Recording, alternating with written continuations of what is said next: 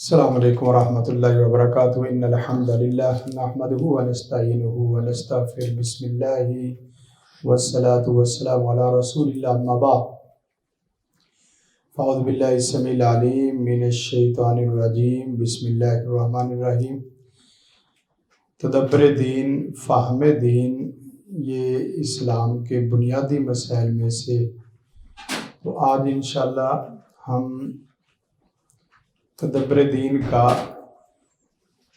ایک نیا رخ، نیا پہلو، اس کو جاننے کی کوشش کریں گے جو بہت ہی اہم ہے، ریڑھ کی ہڈی کی سی یا روح کی سی حیثیت رکھتا ہے۔ دیکھیں جی، فہم دین، اوپر ہیڈنگ دیں گے بڑی فہم دین۔ اب فہم دین سے مراد کیا ہے؟ فہم دین سے مراد کیا ہے؟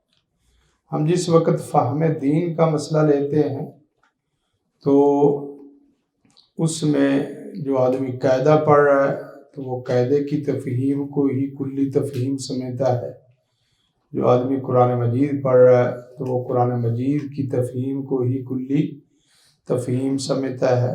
وہ ہے کہ پورا دین اس کے ہاں وہی ہے۔ یہاں دو چیزیں آئیں گی، نیچے رکھیں۔ فہم دین سے ہاں جی، ایک تو ہے فہم شریعت، فہم شریعت،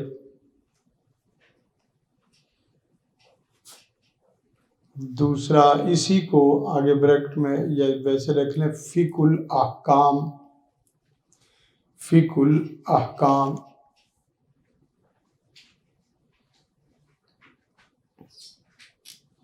آگے جا کے لکھیں گے ادھر فقہ الواقع، فہم دنیا، نیچے لکھیں گے فقہ الواقع۔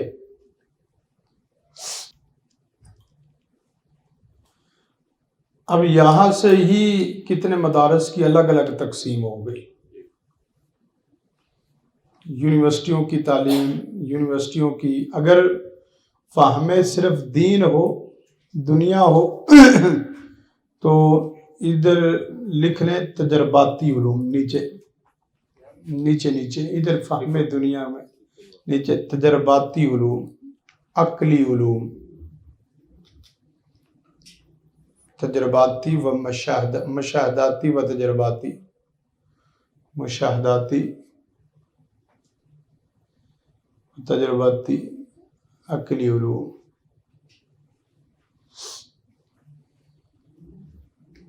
ادھر سے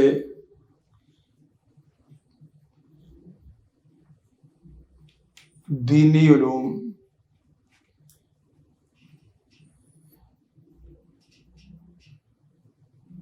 علوم عالیہ بھی کہا جاتا ہے۔ آپ اسلام کو بطور ضابطہ حیات متعارف کروانا چاہتے ہو یا کہتے ہو، آپ کو دونوں میں جزیات کا، کلیات کا عالم ہونا بہت ضروری ہے۔ اور دینی علوم میں پھر آگے دونوں میں لکھ دیں کلیات و جزیات۔ ہاں جی، اس کے نیچے پھر دو دائرہ لگا لیں۔ ہاں ٹھیک ہے، آگے کافی ساری چیزیں لکھنی، زیادہ نیچے نہ چلتے جانا، اوپر ہی لکھ دو۔ یہ تو بیس ہے، آگے بات میری دوسری ہے شروع ہونی۔ کلیات، جزیات۔ کلیات میں جو چیز ہے وہ اصول ستہ ہے، کلیات میں اصول ستہ۔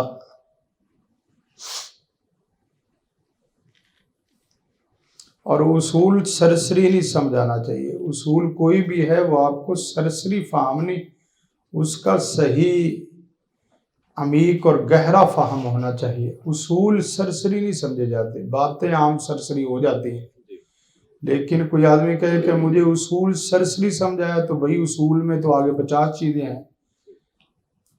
اصول کا مطالعہ سرسری نہیں ہوتا، چلتے چلتے نہیں ہوتا۔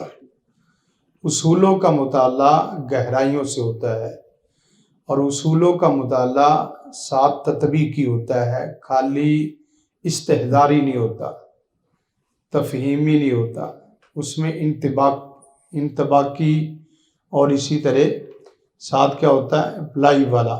بس میں اصول ستہ میں نمبر 1 اصول عقیدہ، اصول تفسیر، اصول حدیث۔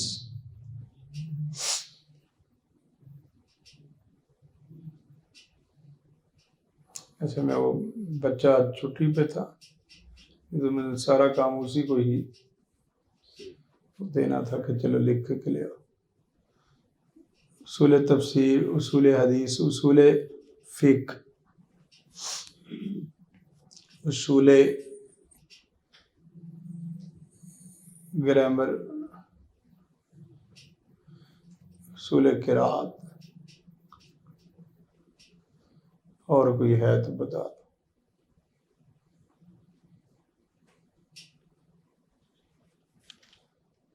یہ اصول ستہ۔ اب آئندہ جب بھی آپ نے تخصص میں یا جب بھی آئندہ زندگی کو اللہ آپ کو 50 سال 100 سال جتنی بھی زندگی دیتا ہے، تو آپ نے زندگیوں میں مطالعہ اصولی کرنا ہے۔ جزئی مطالعے کا اگر وقت آپ کو اللہ دے دے تو یہ اس کی عطا ہے، یہ اس کی کرم نوازی ہے کہ آپ کلیات کے ساتھ جزیات کے مطالعے میں بھی مگن ہو گئے ہیں۔ لیکن اگر خدا نہ کرے وقت مضیق ہو تو پھر آپ نے ہمیشہ اصولی طور پہ کتابوں کو دیکھنا ہے۔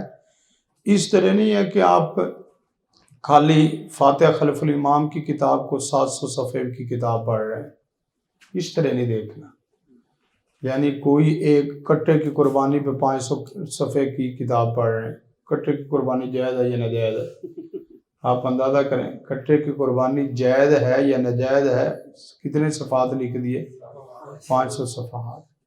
اصولی کی آنکھ ہو جائے گی نا تو آپ کی آنکھ دیکھتے ہی، جیسے علامہ احسان اللہ ظہیر رحمہ اللہ رحمتاً واسعہ وہ فرمایا کرتے تھے کہ ہم کتاب سونگھ کے بتا دیتے ہیں کہ کتاب کے اندر کیا ہے، کتاب پڑھنے کی ضرورت ہی نہیں پڑتی، کتاب سونگھ کے بتا دیتے ہیں۔ تو اصولی جب نظر ہو جائے گی تو آپ کتاب کا ٹائٹل دیکھ کے ہی بتا دیں گے کہ اس میں کیا ہے، اس میں کیا ہے۔ لیکن یہ شروع میں مطالعہ، نظر، پھر دماغ نظر، قلب نظر سے یہ چیز آپ کی آئے گی عادت میں، عادت سے آئے گی مزاج میں، مزاج سے آگے تیسرے نمبر میں آئے گی آپ کے زندگی کے الفاظ اور اعمال میں۔ یہ زندگی کا پھر حصہ بنتی ہے۔ عادت بھی بن جائے تو حصہ نہیں بنتی۔ بعد دفعہ ہوتا ہے نا کہ زندگی کا جو مزاج بن جائے، عادت بن جائے، پھر اس کے بعد آگے چلتی ہے۔ جزیات میں ادلہ تفصیلیہ ہے، اس کو کلیات کو یا باقی چیزوں کو ادلہ تفصیلیہ میں جزی کا مطالعہ۔ اسی کو مختلف اصطلاحات میں اگر دیکھا جائے، مختلف اصطلاحات استعمال تو ہوتی رہتی ہیں، مختلف اصطلاحات، تو اگر ایک اصطلاحیں دو استعمال ہوتی ہیں، ایک استخراجی مطالعہ اور ایک ہے استقرائی مطالعہ۔ استخراجی مطالعہ اور ایک ہے کیا؟ استقرائی مطالعہ۔ استخراجی ہوتا ہے کہ جز سے کل کی طرف آنا، نہیں یہ اس میں کلیات میں آ جائے گا۔ ایک چیز کو دیکھنا اور پوری چیز کے اوپر حکم لگا دینا۔ مثلا آپ ایک انسان کو دیکھیں گے تو پوری انسانیت پہ اصولی طور پہ حکم لگا دیں گے کہ سارے انسان بولنے والے ہوتے ہیں، ان کی زبان ہوتی ہے اور وہ کیا ہیں؟ بولتے ہیں۔ آپ نے مینڈک کو دیکھا تو مینڈک کو دیکھتے ہی آپ دیکھتے ہیں وہ کھاتے وقت اس کے دونوں جبڑے ہلتے ہیں، کھاتے وقت ان کے دونوں جبڑے ہلتے ہیں۔ تو آپ اصولی طور پہ تمام مینڈکوں کے اوپر کیا لگا دیں گے؟ حکم لگا دیں گے، حکم لگا دیں گے۔ استخراجی مطالعہ، اور استقرائی ہوتا ہے کہ جب تک آپ ایک ایک چیز کو الگ الگ نہ دیکھ لیں اس وقت تک آپ حکم نہیں لگائیں گے۔ بات سمجھ رہے ہیں؟ استخراجی اور استقرائی، یہ سائنس کا استقرائی ہے، سائنس کا طریقہ کون سا ہے؟ استقرائی۔ یہ اب دیکھیں یہ تھوڑی سی بنیاد بنے گی تو میں اسی کو موضوع کو مارکیٹ کے موضوع میں لے کے جانے لگا ہوں، تاکہ وہ نہ ہو کہ ہماری وہ استخراج، استقراء، وہ کلیات، جزیات، یہ مدرسوں کی اصطلاحیں ہیں۔ بات سمجھ رہے کہ یہ کلیہ، جزیہ، استخراجیہ اور استقرائیہ یہ کن کی اصطلاحیں ہیں؟ مدرسے، یہ باہر ان کا کوئی اس طرح تعلق ہے۔ مثلا فلسفہ ہے اور سائنس ہے، سائنس مطالعہ کس طرح کرتی ہے؟ استقرائی طریقے سے۔ یہ کتابیں بھی اسی طرح آپ نے اصولوں میں دیکھی ہوں گی، کتابیں بھی اسی طرح ہی وہ لکھی جاتی ہیں۔ استخراجی جزء سے کل کی طرف آنا اور استقراء کل سے جزء کی طرف آنا، یعنی ایک جزء دیکھنا اور پورے کل پہ حکم لگا دینا، تو یہ کون سا ہوتا ہے؟ استخراجی۔ استخراجی استخراج نکالنا، ہاں استخراج نکالنا مطلب ایک سے باقی خود ہی نکال دینا، اور استقرائی کیا ہوتا ہے کہ ایک ایک جزئی کو باقاعدہ طور پہ دیکھنا کہ یہ بندہ ہے تو یہ بندہ کیسا ہے، یہ ہے تو یہ کیسا ہے۔ بات سمجھ رہے ہیں کہ ہر چیز کو الگ الگ بطور جز اس کو دیکھنا اور پھر اس کے بعد آگے چلنا، یہ استخراجی طور پہ اس طرح ہوتا ہے۔ اور یہ چیزیں تو بہت ہیں، عام ہیں، آگے تو یہ چیزیں چلتی ہیں۔ اور پھر اسی طرح ہی آپ اگر دیکھیں تو یہ منطق کا بھی یہی انداز تھا۔ منطق سب سے پہلے منطق تھی، منطق کے استعمال سے آگے فلسفہ بنا ہے۔ منطق سب سے بنیادی چیز منطق تھی، منطق کے استعمال سے آگے کیا بنا ہے؟ فلسفہ بنا ہے، اور پھر ادھر سے ہی قاعدے بنانے کے انداز شروع ہوئے ہیں۔ ہاں جزیات میں بھی۔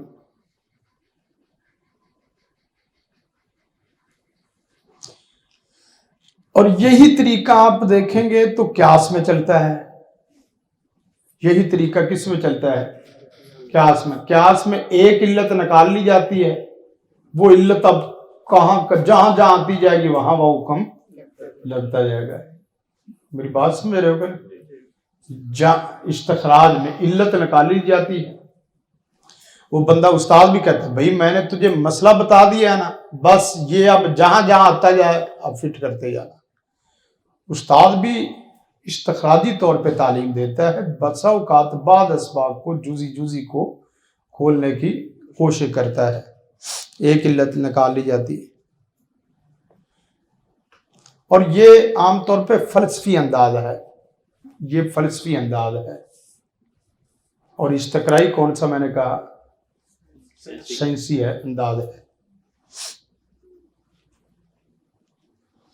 زیادہ سے زیادہ انسانوں کو دیکھنا، زیادہ سے زیادہ انسانوں کے اوپر تجربہ کرنا، زیادہ سے زیادہ چیزوں کے اوپر اپلائی کرنا، پھر اس کے بعد حکم لگانے میں پورا تدبر، یہ استقرائی طریقہ ہے۔ یہی انداز آج کل مستعمل ہے۔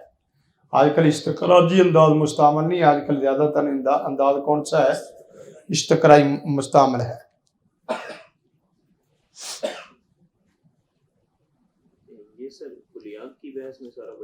ہاں کلیات کی بحث، جزیات کلیات کی بحث میں آ رہا ہے۔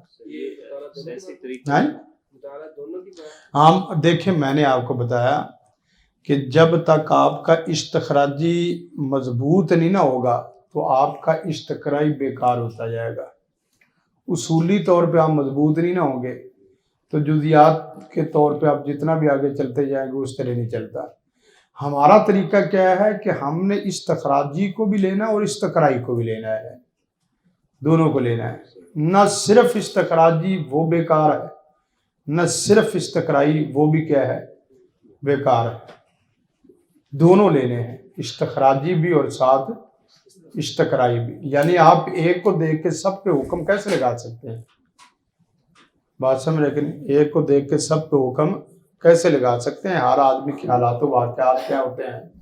مختلف ہوتے ہیں. یہی تو بات ہے.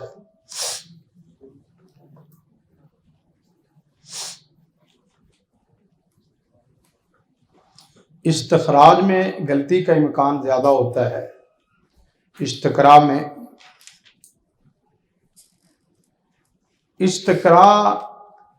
عملاً مشکل ہے. استخراج لفظاً جو ہے غلطی کے امکان کی وجہ سے زیادہ مشکل ہے.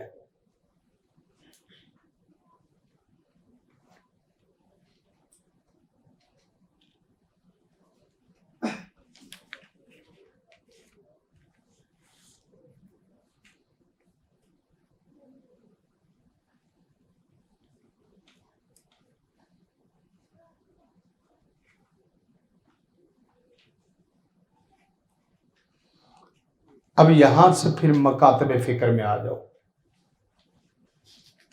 مکاتب فکر میں آ جاؤ. مکاتب فکر میں کیسے؟ احناف زیادہ تر استقراء کرتے ہیں. استقرائی مطالعہ.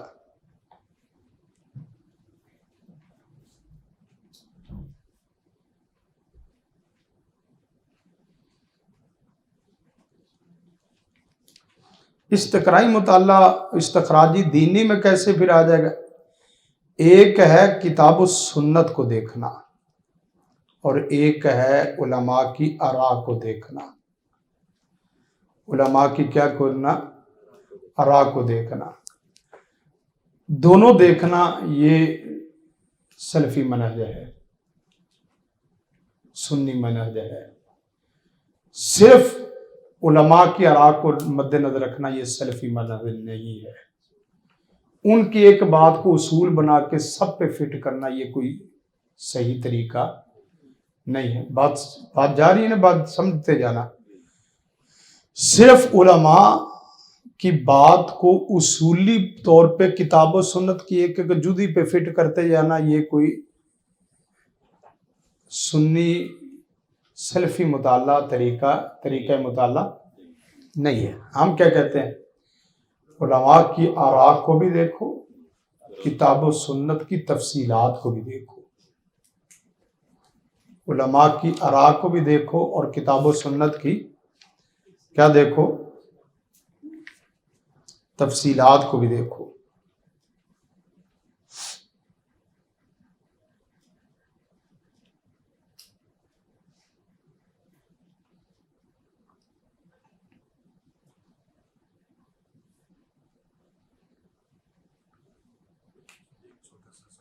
ہاں جی. اچھا تھوڑا سا نا آگے چلتے، پھر آگے چل کے کرتے، پھر تھوڑا سا میری بحث کا ربط نہ ختم ہو جائے. اور پھر اسی طرح دیکھیں، ایک ہے عقل اور ایک ہے حواس خمسہ. یہ بچے بنیادیں جب تک مضبوط نہیں نہ ہو گئی تب تک آپ امت میں معاشرے میں بکھرے ہوئے انتشار ذہنی کو، انتشار علمی کو پکڑ ہی نہیں سکتے. جو مرضی کر لو، یہ بنیادیں ہیں. دنیا اس وقت ان فلسفوں پہ کھڑی ہے، یاد رکھو. وہ آپ اندازہ کریں کہ کیسی ایک آواز کو پکڑ کے انہوں نے پوری دنیا تک پہنچا دیا، استقرائی طور پہ بھی اور استخراجی طور پہ بھی. اب میں دیکھ رہا تھا کل، ویسے پہلے بھی صورتحال، آپ ادھر سے بولتے جائیں، ادھر سے آپ کی آواز ریکارڈ ہو رہی ہے، دوسری ساتھ ساتھ آواز خود بخود اپلیکیشن الفاظ بھی کیا ہے لکھتی جا رہی ہے.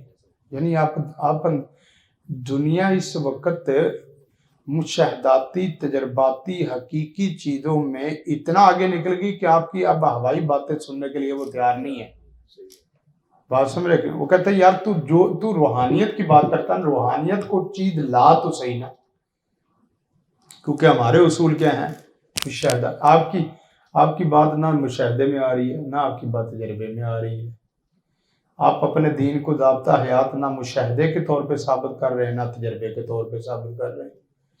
جو آپ کا اگزامپل ہے وہ اگزامپل آپ کا تصوف میں چلا گیا. یعنی جو یہ چیزیں کچھ کلان صاحب بھی پڑھائیں گے، لیکن ساتھ ساتھ آپ کو میرے متعلقہ سبق ہے وہ اس کی اجمالی مطالعہ کرا دوں گا، تفصیلی استقرائی وہی کروا دے گا۔ مثلا آپ اگر دنیا کے، میں نے آپ کو سوالات دیے تھے 4 سوالات کہ تصور دنیا کیا ہے، آخرت کیا ہے، صرف اسی فلسفے پہ ہمارے لوگوں نے الجھا کے رکھ دیا کہ ہم کدھر جائیں۔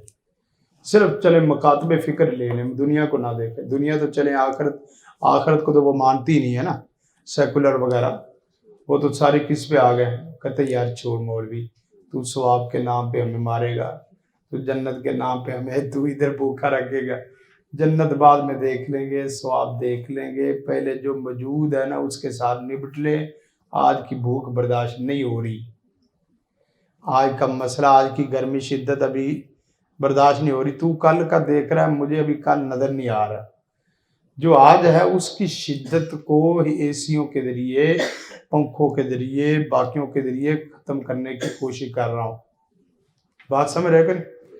اور ہمارے دوسرے لوگ وہ چلے گئے آخرت میں، کہتے آخرت میں پھر اگر نئے فلسفے، کہنے لگے آخرت اصل نہیں ہے، اصل وہ ہے جو ہے۔ مثلا جنت جہنم میں انہوں نے ختم کر دی، انہوں نے کہا جنت ہی کوئی نہیں ہے، جہنم ہی کوئی نہیں، یہ کوئی عمل نہیں ہے کہ بندہ جنت کے لیے دین کا کوئی عمل کرے، یہ بندہ چھوٹا پن ہے۔ تو ہم نے کہا بھی بات قرآن مجید خود کہتا ہے ساری الی مغفرۃ من ربکم و جنہ۔ وہ میرے پاس ایک صاحب آگے کہنا کہ میں نے 55 تفسیریں پڑھی ہوئی ہیں، میں نے کہا تو نے استاد نہیں نہ پڑھا، 50 تو نے پڑھ لی، لیکن اس سے آگے چلتے ہیں۔ حواس خمسہ اور عقل۔ اب حواس سب کچھ دیکھ لیں، عقل نہ ہو تو بیکار ہے۔ حواس خمسہ یعنی ان کی پوری بات کس پہ کھڑی ہے؟ حواس خمسہ پہ، کیونکہ مشاہدات سارا کس پہ کھڑا ہے؟ حواس خمسہ پہ کھڑا ہے، حواس خمسہ پہ کھڑا ہے۔ اور حواس خمسہ جتنے اچھے ہوں گے اتنا اچھا رزلٹ دے گی عقل۔ حواس خمسہ یعنی حواس خمسہ کو اگر گند دکھاؤ گے تو عقل لیبارٹری میں کیا دے گی؟ وہی دے گی۔ یہ ہو سکتا ہے کہ آپ گندم ڈالے چاول نکل آئے؟ ممکن ہی نہیں ہے، جو چیز ڈالیں گے وہی نکلے گی۔ تو ہم کہتے ہیں کہ حواس خمسہ وہ ظاہری کام دیتے ہیں، یہ بھی بہت اچھے ہونے چاہیے، لیکن حواس خمسہ کے لیبارٹری کا کام کون کر رہی ہے؟ عقل۔ لیکن عقل نہیں ہے، اصل عقل نہیں، عقل نے لیبارٹری کرنی ہے، اور اصل ڈیسیژن پاور، آخری فیصلہ کن پاور وہ کس کے پاس ہے؟ دل کے پاس۔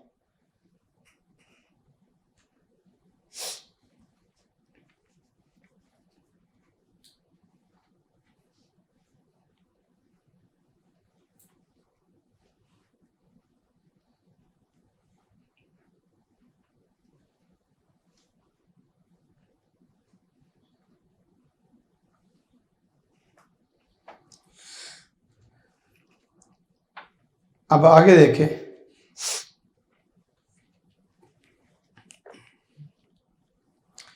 ریاضی میں نا 3 چیزیں ہوتی، حروف الجبرا، ریاضی میں حروف الجبرا، حروف سے کیا بنا؟ الجبرا، اشکال سے جیومیٹری، اعداد سے حساب۔ یہ چھوٹے چھوٹے ٹپس ہی یاد رکھ لو۔ چلو، حروف سے الجبرا، حروف سے الجبرا، اشکال سے جیومیٹری، اعداد سے حساب۔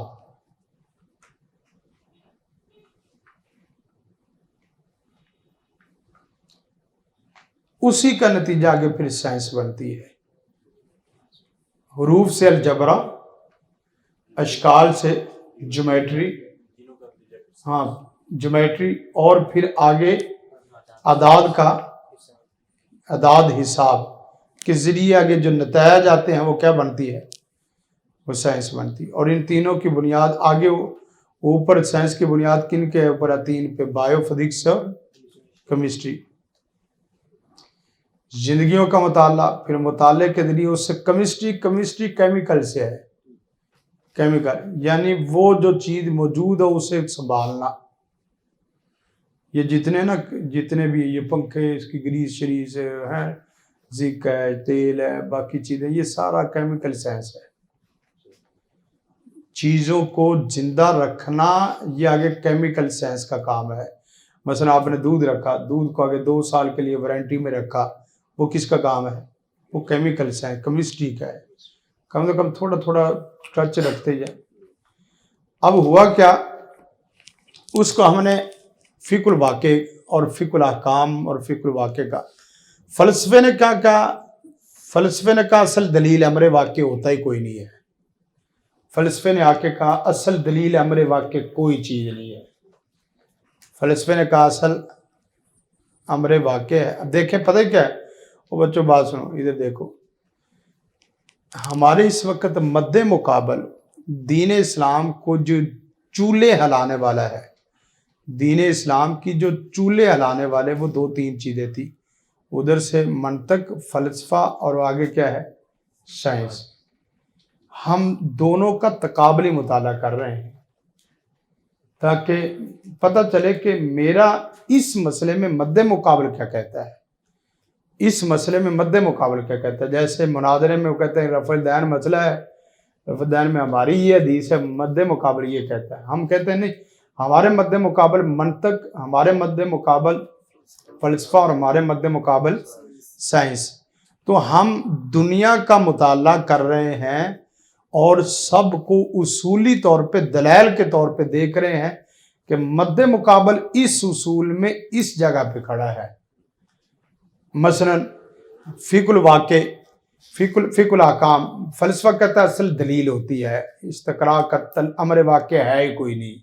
امر واقع کیا ہوتا ہے؟ کچھ بھی نہیں، دلیل آ گئی سارا کچھ ہے۔ اور سائنس کھڑی ہے کہ اصل ہے ہی امر واقع۔ دیکھیں کہاں کہاں انتہائیں ہو رہی ہیں، اور جب اصولوں میں انتہائیں ہیں تو پھر نتائج میں تو بے وقوفیاں آنی ہیں نہیں۔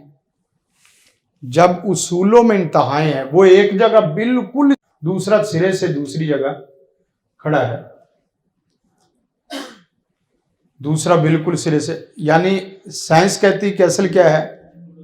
امر واقع ہے، اور فلسفہ کہتا ہے اصل کیا ہے؟ دلیل ہے۔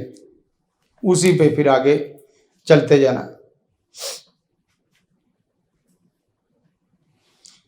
اور ہم کیا کہتے ہیں؟ دونوں دیکھنے ہیں، اصل شریعت ہے اور امر واقع پہ غور ہے، تدبر ہے۔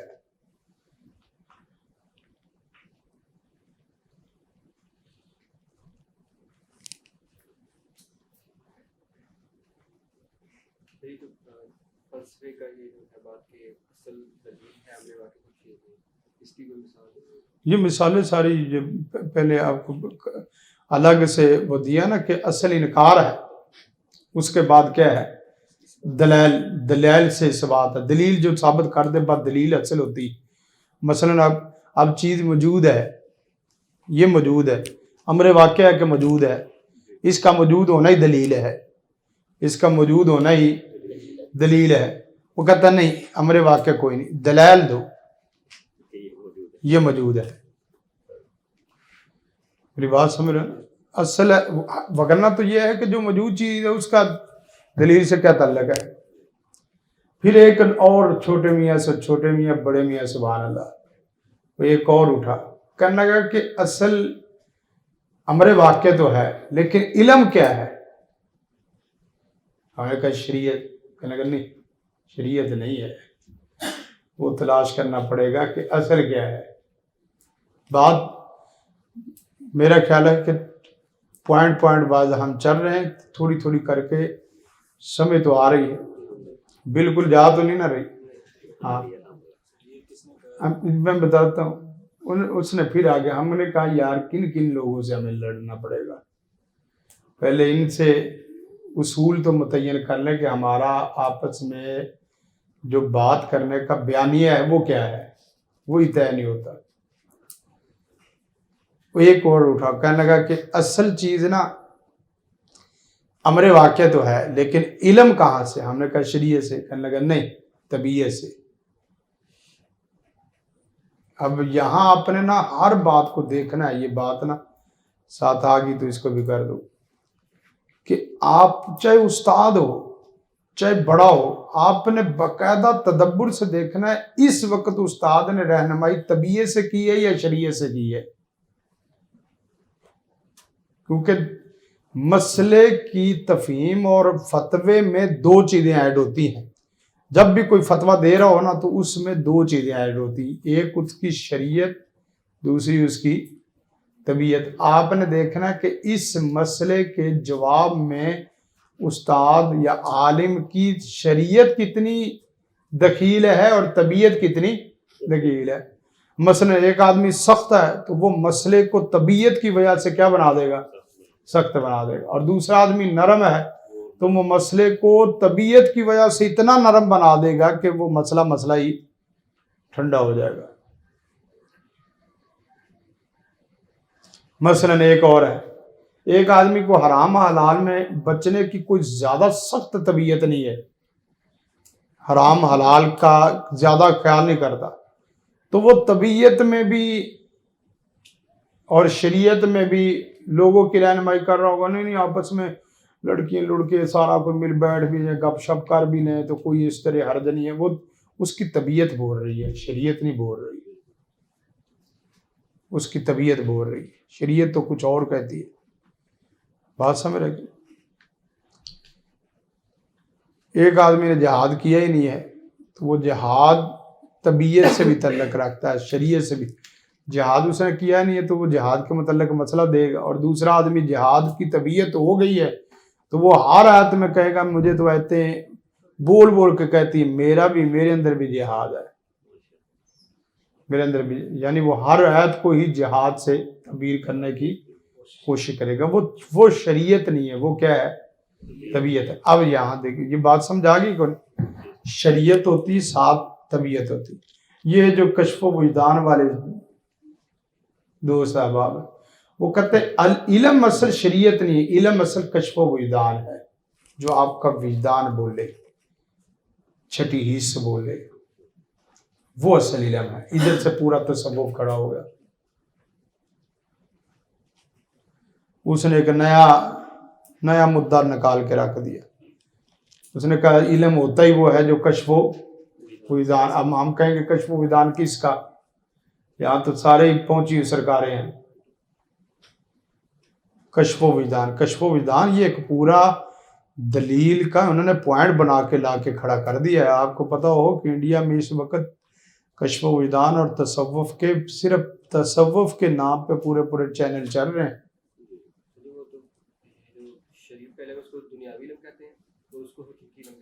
ہاں نہیں، کہتے ہیں کہ یہ نبیوں سے بھی اوپر ہے کشف و وجدان کا علم، کیونکہ اللہ تعالیٰ کے اسرار رموز ہیں تو یہ ہر بندے کا کام نہیں۔ وہ جو ایک بحث آتی ہے نا کہ نبی ہونا زیادہ افضل ہے یا ولی ہونا زیادہ افضل ہے، اولیاء ہونا، یہ بحث لمبی بحثیں ہیں، آپ کو عقیدے اصول دین میں آتی جائیں گی۔ یعنی نبی ہونا زیادہ افضل ہے یا ولی ہونا، یہ رابعہ بصری والے اور باقی جتنے فلسفے ہیں نا وہ یہی ہیں سارے آگے چل کے۔ آپ اس میں ابن عربی کو دیکھیں گے نا تو وہ فتوحات مکیہ میں اس نے تو حد کر دی۔ اس کا پیچھے بھی یہ فلسفے چلتے رہے کشف و وجدان تصوف والے، لیکن اس دور کا جو اصل ان عقائد اور نظریات کو زندہ کرنے والا وہ فتوحات مکیہ یہی ہے۔ اس نے اعداد، حروف، اشکال، ان کے ذریعے سارے یہ طویل دھاگے، چھلے، یہ جادو کی جتنی شکلیں ہیں وہ ساری اسی نے دی ہیں۔ ہاں جی ہاں، یہ ساری اسی فتوحات مکیہ۔ یعنی اگر کشف و وجدان پڑھنا ہے یا دیکھنا ہے تصوف تو اس کو نہیں دیکھے، آپ یوں سمجھے کہ آپ نے مرجع نہیں پڑھا، مستر کو آپ نے نہیں دیکھا. یہ اصل بنیاد ساری اسی پہ چلتی. یہ جو نام لے کے ناموں کے ذریعے آپ کے پورے پورے کام بتا دیتے ہیں وہ سارا اسی کا ہے. ہاں ادا حروف ابجد وغیرہ باقی چیزیں. اسی طرح جو خالی لفظی استخارے کرتے ہیں یہ سارے اسی پہ کھڑے ہیں. پیر سارے اسی پہ کھڑے ہیں. یعنی اسی کتاب بنیاد یہی ہے. حتیٰ کہ آپ نے تو طویل کا لفظ سنا ہے نا یا داد کا لفظ سنا ہے, یہ باقاعدہ آتے ہیں. کون سا طویل مربع شکل میں بنے گا, کون سا تکون کی شکل میں بنے گا, کون سا بیضوی شکل میں بنے گا, کون سا 3 ڈبوں میں بنے گا, کون سا 6 میں بنے گا, کون سا 14 میں بنے گا, کون سا 10 میں بنے گا. مسئلے کے مطابق اس کو پورا پرایا دینا پڑتا ہے. یعنی توحید لکھنا بھی ایک کام ہے. ہمارے ہاں جو جاہل ہیں ان کو تو توحید کا پتہ ہی نہیں توحید ہوتا کہ یہ تو کاپی پیسٹ کرتے ہیں. ہاں میں وہی بات, یعنی یہاں جو 2 لے کے آئے, یہاں 2 اصولی طور پہ جیسے وراثت کا مسئلہ ہے, یہاں تو 2 بنتا ہی نہیں ہے. تو بندہ مارنے نکلا, تو بندے مارنے چوت نکل بیڑا. یعنی یہ کملے لوگ ہوتے ہیں, نشانہ ایک کر لیتے ہیں, وہ کہتے ہیں سب کے اوپر چھٹا لگاؤ جس کو لگی ہے, گھر کے کسی فرد کو لگی ہے. یعنی یہ لوگ اپنے علم میں بھی کملے ہیں. یعنی ہو نا کہ جہالت پر مبنی علم ہے, لیکن جہالت پر مبنی بھی تو عالم ہو نا, وہ اسے پتہ ہو. اب کوئی آدمی طویل لکھنے والا ہے, اسے کہیں کہ طویل کی شکلیں اور طویل کی اصول کیا ہیں, یہ لفظ بولنے وہ اس کے پاؤں ہلنا شروع ہو جائیں گے. یعنی تو طویل لکھ رہا ہے نا, چل طویل کے اصول بتانا. طویل کون سا, مثلا کل هو اللہ کو طویل میں لکھنا ہے تو کل کہاں آئے گا اور آحد کہاں آئے گا, یہ طویل کے اصولوں میں ہے مولانا. ہاں یہ پوری سائنس ہے. ہاں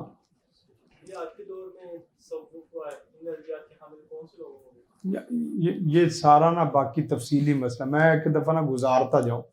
جیسے ان کے مولانا کے مسائل میں نے آپ کو بتایا انڈیا میں پورا چل رہا ہے. انڈیا میں بہت زیادہ جو نا وہ صورتیں, کینیڈا میں بہت زیادہ تصوف کے پورے مراکز ہیں.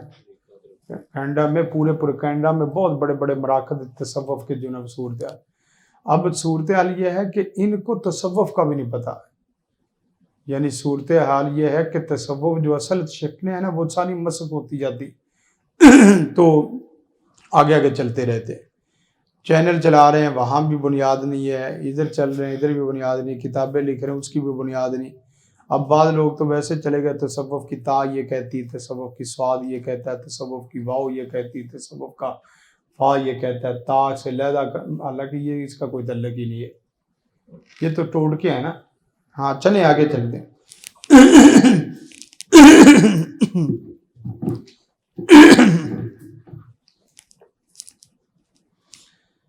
اب ادھر سے اگر دیکھا جائے تو آگے جو تعبیرات بنتی, مولانا آگے آؤ لکھو.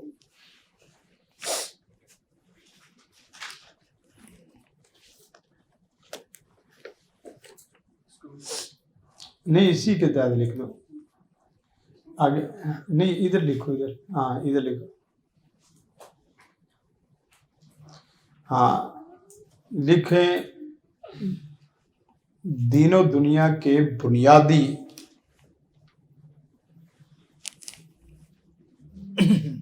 مسائل. یہ جو آپ کو چیپٹر سمجھ آ گیا نا, آپ کو ہر کتاب سمجھانی شروع ہو جائے گی کہ ہم کہاں کھڑے ہیں, یہ کتاب والا کہاں کھڑا ہے.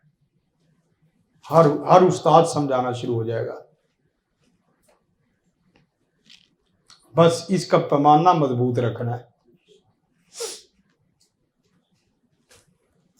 نمبر 1 پہلے پوائنٹ 6 پوائنٹ لکھنے ہم نے.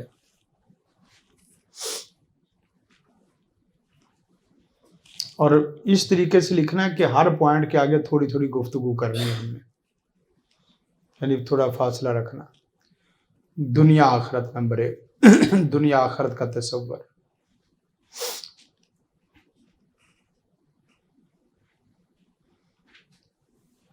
نمبر 2 روحانیت اور مادیت کا تصور.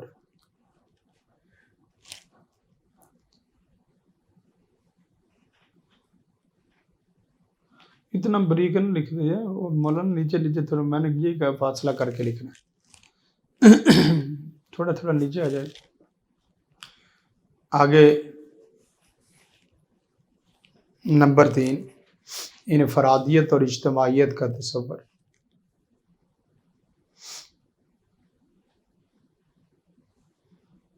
نمبر 4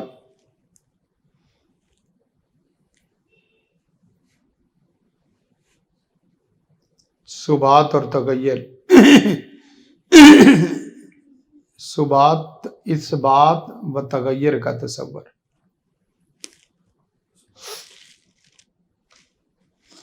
اب دیکھنا پوری کتابیں دیکھنا، مولویوں کا اجرا کرنا، علماء کا، دنیا کا، سب کا انہی اصولوں پہ ہم اجرا کریں گے، سب کا، پوری دنیا کا. اور پوری دنیا انہی کے درمیان گھوم رہی ہے اور ہمیں بھی گھما رہی ہے. ہاں نمبر کتنے ہو گئے مولانا؟ ہاں نمبر 5 عدل و مساوات کا تصور. نمبر 6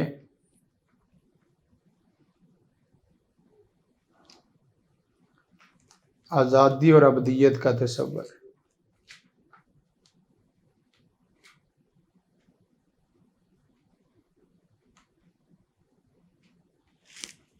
اب دیکھیں صرف یہ 6 ہیں. اوپر آگے لکھ لیں اس کے ہر ایک کے آگے 2 3 پڑھنے ہیں. اس کے آگے دنیا آخرت کا تصور. اس کے 3 اس طرح لینے لگائیں، اس طرح لے کے جائیں آگے، تیر لے جائیں، تیر آگے لے جاؤ مولانا، لے جاؤ اور آگے اور لے جاؤ. ہاں لے جاؤ اسی طرح آگے لکھو. ہاں نمبر 1 سیکولرزم.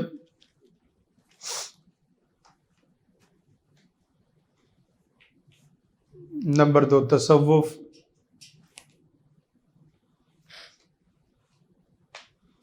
نمبر 3 دین اسلام.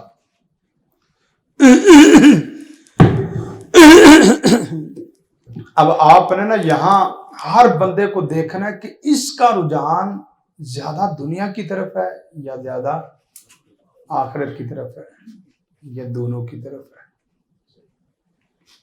دونوں کی طرف ہے تو اصل کیا ہے اور تابع کیا ہے؟ پھر بات سمجھو.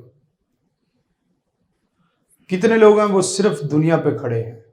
دنیا پہ جو کھڑے ہیں اس کو کیا کہتے ہیں؟ سیکولرزم. اور نواز شریف نے پیچھے نعرہ لگایا تھا کہ یہ ملک سیکولر ریاست بنے گی. پیچھے اس نے انڈیا نے باقاعدہ ڈکلیئر کر دیا ہے کہ انڈیا سیکولر ریاست ہے.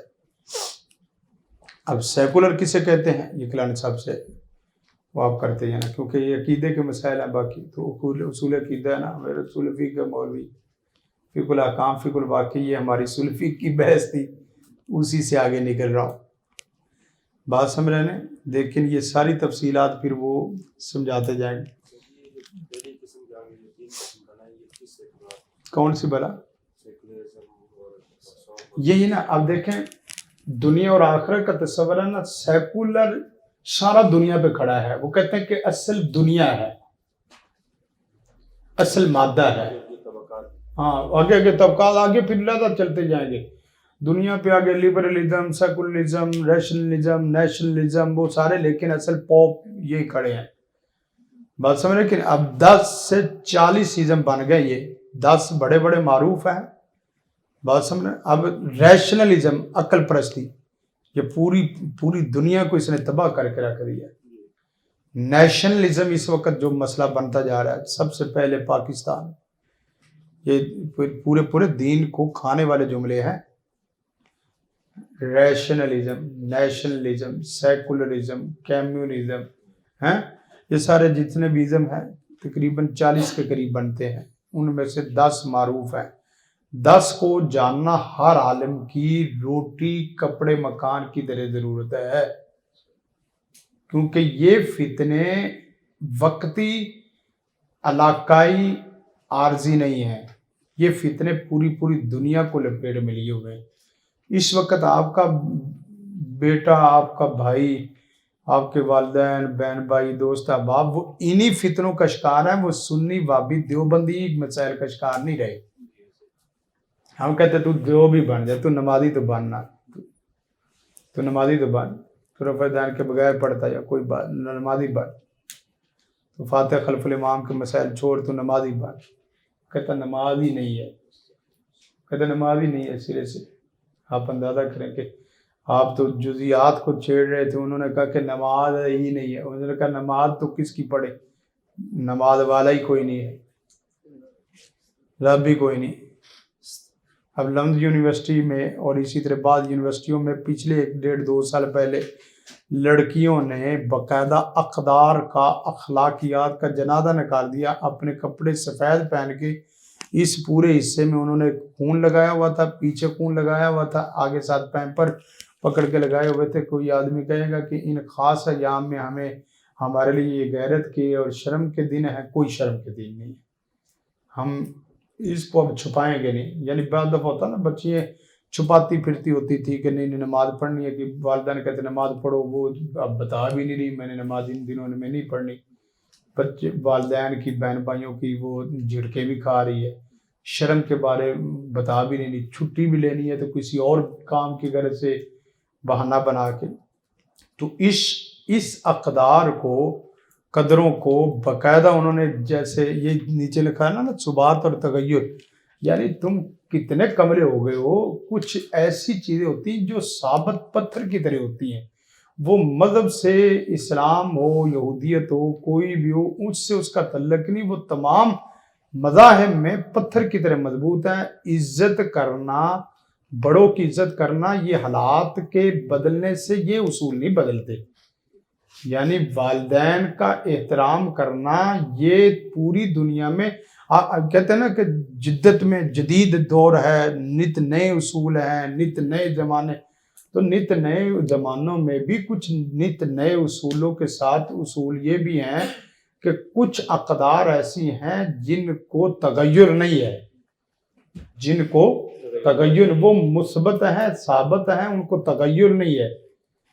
اب یہ کہیں کہ والدین کا احترام اس دور جدید میں وہ بدل گیا، اس کے حالات بدل گئے. کیسی عجیب بات کرتے ہو.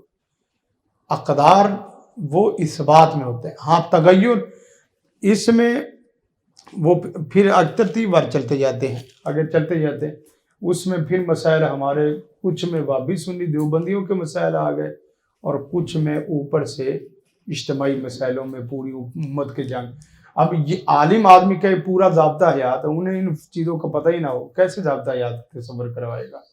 بات سمجھ رہے کہ لوگ کہاں کھڑے ہیں اس بات کو. اب دیکھیں نا، آواز کیچ بھی ہو رہی ہے، آواز محفوظ بھی ہو رہی ہے، آواز منتقل بھی ہو رہی ہے، آواز جو نا وہ آگے اس کو خوبصورت بھی بنایا جا رہا ہے، تصویر بھی لی جا رہی ہے. اب لیکن ان کو ہم کہتے ہیں دیکھیں ابھی تک تم جہاں بھی ترقی کر گئے ہمارے سے آگے نہیں ہو. وہ ایسے تم نے ابھی امریکہ سے یہاں بندے کی تصویر کو اٹھا کے لے کے آئے ہو، اور ہم نے تو مادے کو اٹھا کے یہاں منتقل کر دیا تھا. تم جتنے بھی جدید ہو ابھی تک بندے کی تصویر اور آواز، تم آواز اور تصویر کی دنیا کے لوگ ہو، اور ہم حقیقت کی دنیا کے لوگ ہیں. بات سمجھے. ملکہ بلقیس کا کیا آ گیا تھا تخت، یہ ابھی تک نہیں لا سکی. اس طرح کا نہیں جاری ہو، کر نہیں سکتے. یعنی آپ اٹھاؤ نا ادھر سے بندہ ادھر سے، اور پھر ہم نے بندہ بھی تم کبھی کسی دور میں لے بھی آؤ لیکن ہمارے جیسی تیزی نہیں لا سکتے. فلما رأى مستقرا عنده، ایک نے کہا قبل ان تقوم من مقامه، تو سیدنا سلیمان علیہ السلام نے کہا نہیں. اس کا مطلب بعضوں نے لکھا ہے، اس کا مطلب یہ ہے کہ سلیمان علیہ السلام کو پتہ تھا کہ ہماری قوت اس سے زیادہ ہے. اس نے کہا قبل ان تقوم من مقامک. اس کی 2 تفسیریں کی ہیں. ایک ہے کہ آپ اس طرح کھڑے ہوں اور کیا ہو جائیں، کھڑے ہو کے بیٹھنے سے پہلے آپ کے پاس تخت ہوگا، اور ایک ہے کہ آپ کی مجلس برخاست ہونے سے پہلے تخت آپ کے پاس ہوگا. نہیں، ہمیں اس سے بھی جلدی چاہیے. تو کیا اس نے قال الذی عنده علم من الکتاب انا آتیک بھی قبل ان یرتد الیک، بھئی اتنی تیزی دنیا میں ابھی تک نہیں آ سکی. ان یرتد الیک طرف آنکھ جھپکنے میں اتنے میں تمہیں بٹن چلانے میں دیر لگے گی. قبل ان یرتد الیک طرف ہو. تو یہ اس طرح کی چھوٹی چھوٹی چیزیں مثالیں رکھنی پڑنی ہے آپ کو، کیونکہ دلیل کا میدان بدل گیا ہے. ہاں جی. وہ تو ہماری مثالوں کو یا اس قرآن پاک کو تو نہیں مانتے، ہم اس کو کس طرح کیوں نہیں ہم نہیں کوئی بھائی بچے مانتا کوئی بھی نہیں ہے، منوانا پڑتا ہے، سمجھانا پڑتا ہے. یہی سمجھا رہا ہوں، یہ دلائل ہی تو سمجھا رہا ہوں. دیکھیں پتہ کیا ہے، جو بھی چیز ہے، اور پھر اگر دیکھا جائے مشاہدہ اور تجربہ، ان چیزوں کا لوگوں نے مشاہدہ اور تجربہ کیا ہے. یعنی کوئی بھی چیز آپ کی مشاہداتی تجرباتی ہے تو مشاہداتی تجرباتی باقاعدہ وہ مشاہداتی تجرباتی بھی تھی. ہم نہیں، پورا جگ جہان کہتا ہے. پتہ کیا، مگر بھی لوگوں کا نہیں مسئلہ. جس وقت جن اصولوں پہ وہ کھڑے ہیں نا، انہی اصولوں کی کتابوں میں یہ سب کچھ موجود، ان کے وڈیرے عیسائیت میں سب میں یہ چیزیں تعلیم میں موجود ہے. جو بھی اصول ہے نا، اور یاد رکھے قرآن کا اصول، شریعت کا اصول ہوتا ہی وہ ہے جو ہر جگہ موجود ہوتا ہے، بس تلاش کرنا ہے. شریعت کا جو بھی اصول ہے نا وہ موجود ہوتا ہے، یہ مفقود نہیں ہوتا. یہ جو ہمارے لوگ کہتے ہیں نا کہ قیاس وہاں ہوتا ہے جہاں کتاب و سنت کی دلیل نہیں ہوتی، اس کو قیاس کا تصور ہی نہیں سمجھے، وہ تو الہادی قیاس کر رہا ہے. قیاس وہاں کیا جاتا ہے جہاں کتاب و سنت کی رہنمائی نہ ہو. کیسا عجیب بندہ ہے، تو نے نیا اصول دینا ہے. قیاس وہاں ہوتا ہے جہاں شریعت کی بظاہر رہنمائی محسوس نہیں ہو رہی، لیکن حقیقت میں ہے. حقیقت میں ہے. ہمارے ہاں لفظ نا استاد بعد دفعہ پڑھاتے وقت محتاط پہلو نہیں نہ کرتے. شریعت کی وہاں رہنمائی ہوگی جہاں کتاب و سنت کی رہنمائی نہیں ہوگی، وہاں ہم کیا کریں گے؟ قیاس کریں گے. کتنا بھدا اور بوڑھا اور کمزور اصول بیان کر دیا. یعنی تو نے تو اصول کا بیڑا گرک کر دیا. تو اس کا مطلب یہ ہے کہ شریعت محدود اور تیری عقل لامحدود ہے.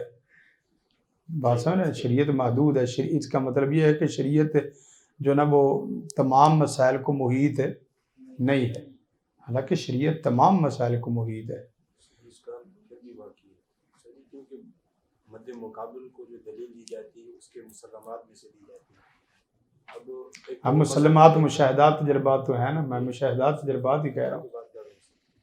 ایک تو وہ مذہب کی انکاری ہے، دوسرا یہ ہم قرآن سے جو مثال دیں گے وہ تو پھر نہیں، ہم قرآن کی نہیں بات کرتے. اس لیے ہم نے پہلے دن آپ کو سوالات دیے تھے کہ تصور انسان کیا ہے، اس کو دین کی بنیادوں پہ مضبوط طریقے سے آپ ثابت کریں. تصور انسان کیا ہے، تصور خالق کیا ہے، تصور علم کیا ہے، تصور موت و حیات کیا ہے. یہ 4 سوال، یہ فلسفے کے ہیں. اس سے خارجی کوئی بڑے سوال کوئی نہیں ہے. اور ان سوالوں کا قرآن مجید نے عقلی نقلی اعتبار سے اتنا زبردست قسم کا جواب دیا کہ اس کی حد نہیں. اب تصور خالق میں نے اس دن تھوڑا سا ٹچ تو دیا تھا کہ لوگ مثلا اکثر انسان تصور خالق میں خالق کے موجود ہونے پہ اقراری ہیں، چند ایک ہیں جو عقل کے پیدل ہیں، جو انکاری ہیں. وگرنہ عیسائیت پوری مذہب پہ کھڑی ہے، اور مذہب پورا خدا پہ کھڑا ہے، کیونکہ وہ سارے الہامی اور سماوی مذاہب ہے. رہا مسئلہ یہودیت بھی تصور خدا پہ کھڑی ہے. ہندو مت بھی تصور خدا پہ کھڑا ہے. بدھ مت بھی، سکھ مت بھی، اسی طرح باقی مذاہب ہے. ہاں فرق اتنا ہے کہ تصور خدا میں پہچانے خدا میں غلطی کر گئے، خدا پہچاننے میں غلطی کر گئے، وگرنہ خدا کے تصور تو ہے. اب جو چند ایک ہیں ان کے جو دلائل وغیرہ وہ بھی اگر دیکھیں عقل کی بنیاد پہ آئیں تو خدا عقل کی بنیاد پہ بھی ثابت ہوتا ہے. آپ نیچر کی بنیاد پہ آئیں تو خدا نیچر کی بنیادوں پہ بھی ثابت ہوتا ہے. میں اس لیے کہہ رہا ہوں کہ بعد نا سوالات ایسے ہوتے ہیں وہ نا آگے بکھر جاتے ہیں جو موضوع سے. آپ مثلا دلیلیں اب تک دنیا میں کون سی رہی؟ بعض لوگوں کے دلیل عقل ہے، بعض لوگوں کے ہاں دلیل نیچر ہے، بعض لوگوں کے ہاں دلیل وہ فلسفہ ہے، اصل انکار ہے. اصل کیا ہے؟ انکار ہے. بعض لوگ تجربے میں آ گئے، مشاہدات اور تجربات میں آ گئے. اسی طرح مختلف لوگوں کے جو دلائل کے مختلف میدان ہیں، کشف و وجدان ایک میدان پر. ہم کہیں گے کہ دلیل یہ 5 ہیں پوری دنیا کے، تو 5 میں کسی ماد پہ آ جائے ہم تجھے خدا کا تصور موجود کرتے ہیں اللہ کے حکم سے. یعنی دلائل کے یہ 5 میدان ہیں. تو نے اگر اس میدان میں کرکٹ کھیلنی تو ادھر بھی ہم چھکا ہی لگائیں گے اللہ کے حکم سے. بات سمجھے، اکی دکی نہیں ہم لینے والے. ہاں تو اس میدان میں آ جائے گا، ادھر بھی چوکا چھکا ہی چاہ جائے گا.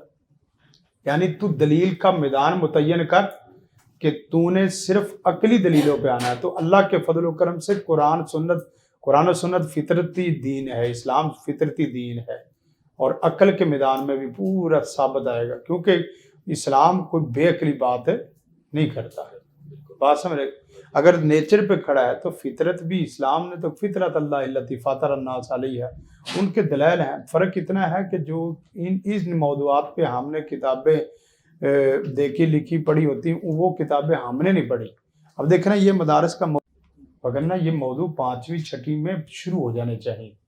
اگر آپ نے بچے کو 8ویں میں فارغ کرنا ہے نا، تو 8ویں میں آپ اس کو ضابطہ حیات دے کے فارغ تو کریں نا، اس کو 6ٹھی 7ویں کے موضوع یہ بنائیں.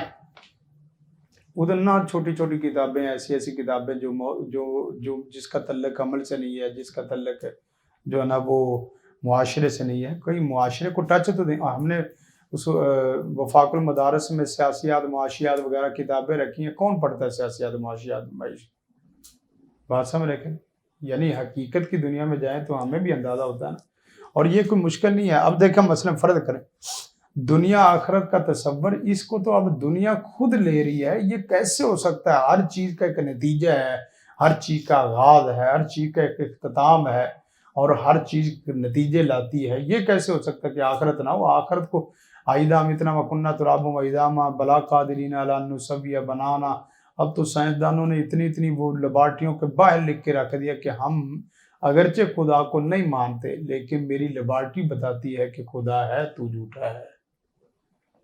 میری لیبارٹری بتاتی ہے کہ خدا ہے، تو جھوٹا ہے. تو تھوڑا سا ہوش کے ناخن لے. کیوں؟ میں لیبارٹری کے اندر داخل ہوتا ہوں تو لیبارٹری کے باہر مجھے لفظ خدا، لفظ اللہ لکھا ہوا کیا آتا ہے؟ نظر آتا ہے. کیونکہ وہ سسٹم بغیر سانے اور بغیر بنانے والے کے ممکن ہے. چلو 1 ہو گیا، 2 ہو گیا، یہ ساری چیزیں سارا کچھ ہی. اس لیے ابھی تک انا خالق السماوات والارض کا کسی نے بھی ابھی تک ہاں. اب یہ وحدت الوجود والے تو بالکل بوڑھے ہیں نا. تو خالق ہے یا مخلوق کو کہتا ہے میں وحدت الوجود والا ہوں. تو اس قرآن کا بیانیہ لے نا، ہم خلقوا من غیر شیء ام هم دو لفظ. تو خالق ہے یا تو کیا ہے؟ اگر وہ کہے کہ میرے اندر بھی ہے تو کوئی بھائی تو یہ بنا کے دکھانا، بس سوال ہی ختم، مسئلہ ہی ختم ہے. اور تیرے اندر آنا ہے خالق نے. واہ، یہ منہ اور مسور کی دال. یعنی خالق نے تیرے اندر ہی آنا ہے. کیسی عجیب بات ہے. تیرے اندر تو عام جانور نہ آئے. صحیح بات ہے. یعنی تو کہتا ہے کہ میں ایسا وجیب فصیح اور باوقار وجود ہوں کہ میرے اندر کیا آتا ہے؟ خالق آتا ہے. کوئی بات تو کرنا. کیسی عجیب بات کرتا ہے. درختوں کے اندر آ گیا، حجر میں اللہ، شجر میں اللہ. یار پتہ ہی کیا ہے فلسفہ، وہ اس کا مطلب یہ ہے وہ لفظوں کو استدلال میں لے کے تو پیچھے لفظوں کو، یہی تو آپ کو کہا ہے کہ لفظوں کو دیکھو اور پورے نحو الاعراب، نحو الدلالہ، نحو الاسلوب، پیچھے اسلوب دیکھو، سارا پتہ سمجھ آ جاتا ہے. بات سمجھ رہے ہیں؟ تو اس بات کو دیکھو نا. ہم خولی کو جو سوال اسلام قرآن نے اٹھایا ہے وہ کرو نا. قل هو اللہ احد الصمد. کتنا زبردست بیانیہ ہے. اس بیانیہ پہ کوئی دنیا کا خالق لا کے دکھاؤ. وہ ہے ہی احد، اور احد اس لیے کہ وہ صمد ہے. احد دعویٰ ہے، الصمد دلیل ہے. احد. اور پھر مزے کی بات پتہ ہے کیا؟ احد قل هو اللہ احد دعویٰ ہے، اور الصمد کیا ہے؟ آپ کبھی دونوں نا اس طرح صورت پوری لکھی ہو قل هو اللہ احد، کبھی اس طرح دیکھنا ادھر کل واللہ احد ہے اور ادھر ولم یکن لہ کفوا احد ہے. کبھی اس احد کو اور اس احد کو تقابلی مطالعے میں کر کے دیکھنا، آپ کو پتہ چلے گا کہ خالق کیا ہے اور مخلوق ہے. اللہ نے ادھر احد اس بات میں رکھا ہے اور ادھر احد انکار میں رکھا ہے. اس بات ہے تو ایک کا کلیتاً حقیقتاً، اور انکار میں ایک بھی نہیں چھوڑنا، ایک بھی نہیں چھوڑنا جو اس کے مقابلہ آنا چاہتا ہو یا آ گیا ہو، اس کی نفی آپ دلائل سے اور پورے علم سے کر نہ سکیں. قل واللہ اللہ الصمد لم یلد ولم یولد ولم یکن لہ احد. یہ آپ کہتے ہیں سورۃ توحید ہے، اس کو سورۃ توحید ثابت کرنا مشکل ہو جائے گا آپ لوگوں کی. شرک کی دنیا کائنات میں جتنی ممکنہ شکلیں ہیں وہ ساری کی نفی اس صورت میں ہے. ممکنہ شکلیں جتنی بھی ہیں، یعنی آدم علیہ السلام سے لے کے اب تک جتنی یا قیامت تک ہونی ہے، ان سب کی نفی کس میں ہے؟ سورہ اخلاص میں. تو اس لیے تو سورۃ اخلاص مخلص بنا دیتی ہے. جو سورۃ اخلاص پڑھے اور مخلص نہ ہو، جس آدمی کی طبیعت میں ٹھہراؤ نہ ہو رہا ہو، وہ سورۃ اخلاص پڑھنے کا شروع کر دے، ٹھہراؤ پیدا ہو جائے. ہاں جی آگے دیکھیں. دوسری چیز ہے روحانیت اور مادیت. اب آپ نے بھی ادھر بھی سب دیکھنا ہے کہ میں اپنے بچوں کو، میرا ادارہ کن اصولوں پہ چل رہا ہے. یعنی آپ دنیا آخرت میں دیکھیں، یہ ادارہ ہے، یہ اسلام کے ضابطہ حیات کا ادارہ، یہ تو صرف آخرت پڑھا رہا ہے، دنیا تو پڑھا ہی نہیں رہا. وہ ادارہ صرف دنیا پڑھا رہا، آخرت تو پڑھا ہی نہیں رہا. اس طرح اجرا کرتے جاؤ. یہ مجلس تو صرف دنیا کی تھی، آخرت کی تو تھی ہی نہیں. میں اس کا نائب بن کے آیا ہوں، امام بن کے آیا ہوں. بھائی میں جہاں ہوں گا وہاں یہ اندھیر کوٹری نہیں ہوگی. اپنے اداروں کو اسی پیمانے پہ تشکیل دو، اپنی مجالس کو اسی پیمانے پہ تشکیل دو، اپنے موضوعات کو انہی موضوعات کے مطابق کیا کرو، تشکیل دو. نہ آپ کا موضوع ہو صرف آپ آخرت کرتے رہے. نہیں، آپ سے موضوع ہو تو دنیا، اور دنیا میں اصل کیا ہے، وہ کون سی کہ اصل آخرت ہے اور دنیا اس کے بالتبع. اور وہ بھی دنیا وہ دنیا آخرت مقصد زندگی ہے، آخرت مقصد زندگی ہے اور دنیا ضرورت زندگی ہے. تو ضرورت کو مقصد پر ترجیح نہیں دیتے، یاد رکھیں. دنیا آخرت مقاصد زندگی میں سے ہے اور دنیا ضرورت زندگی. اور جب دونوں تقابلاتی طور پہ آئیں تو سمجھدار آدمی ہمیشہ مقصد زندگی کو ضرورت زندگی پر کیا دیتا ہے؟ ترجیح دیتا ہے. مقصد روح ہے، ضرورت جسم ہے. ضرورت جسم گل سڑ بھی جائے نا، روح محفوظ ہو تو کہتے ہیں کہ سلام قولا من رب الرحیم. جسم ضرورت ہے، جسم کی غذا پوری کرنا یہ ضرورت زندگی ہے. روح کی غذا پوری کرنا یہ مقصد زندگی ہے. جہاں دونوں ٹکراؤ میں آ جائے تو سمجھدار آدمی ہمیشہ کس کو ترجیح دیتا ہے؟ مقصد. آگے دیکھیں روحانیت اور مادیت والی. ادھر پھر لکھیں، ادھر پہلے لکھیں سائنس.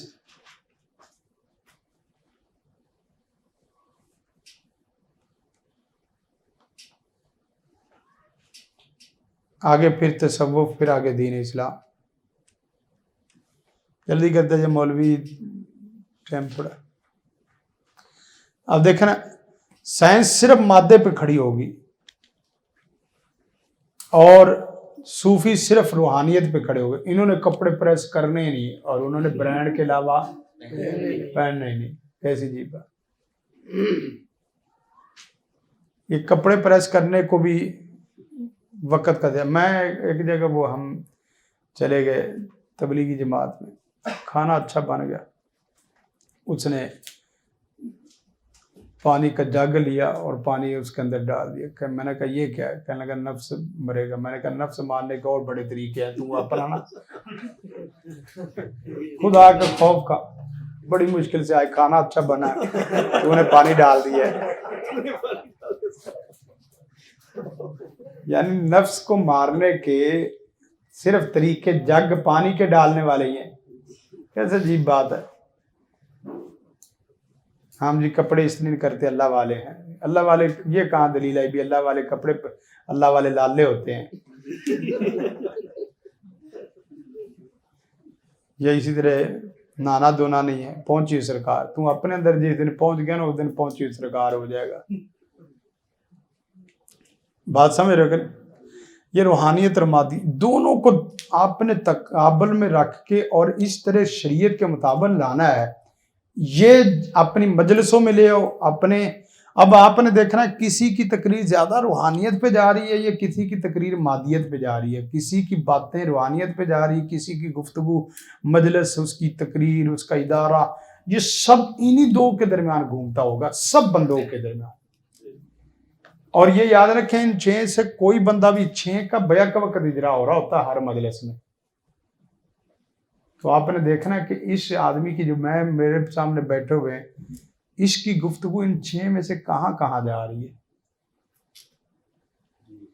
بات سمجھ رہے نا. تو جہاں جہاں جا رہی ہے نا اس کی طبیعت ہے. شریعت آپ کو سمجھا رہا ہوں جو جا رہی ہے اس کی طبیعت ہے یا اس کے حوادثات ہے جن حوادثات کا وہ شکار ہو گیا. نفیس سلیس اب نبی رحمت صلی اللہ علیہ وسلم کے پاس نہیں تھا تو آپ نے پیواندے لگے کپڑے بھی پہنے ہیں, اور جب اللہ نے تھوڑے سے حالات بہتر کیے ہیں تو آپ نے شاہی جبے بھی پہنے ہیں. اللہ کے رسول کے حالات سازگار نہیں تھے تو آپ نے 2 مہینے چولہا نہیں جلایا اور 2 پتھر بھی باندھے. اور جب اللہ نے دیا ہے تو پورا بروسٹ بکرا اور ران نے بھی کھائی ہیں. بات سمجھ رہے کہ جب نہیں تھا تو پیدل چل کے 500 کلومیٹر سفر بھی کیا ہے. جب اللہ نے حالات پیدا کر دیے تو ایک رات میں پوری دنیا بھی چکر لگائی ہے. بات سمجھ رہے کہ نہیں, حالات پیدا ہو جائے. ہاں تو یہ چیزیں ہیں.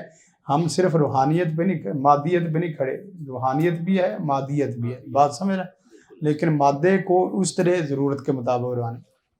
آگے انفرادیت اور اجتماعیت. ہمارے اکثر تقریروں کے موضوعات انفرادی ہیں.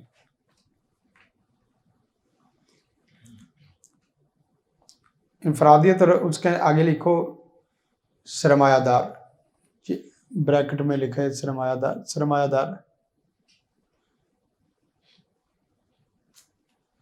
اس کے آگے اس کے ساتھ لکھیں یہ انفرادیت کی طرف تیر کھینچ دے اس کا. ہاں ادھر سے کھینچو. آگے لکھو اشتراکی.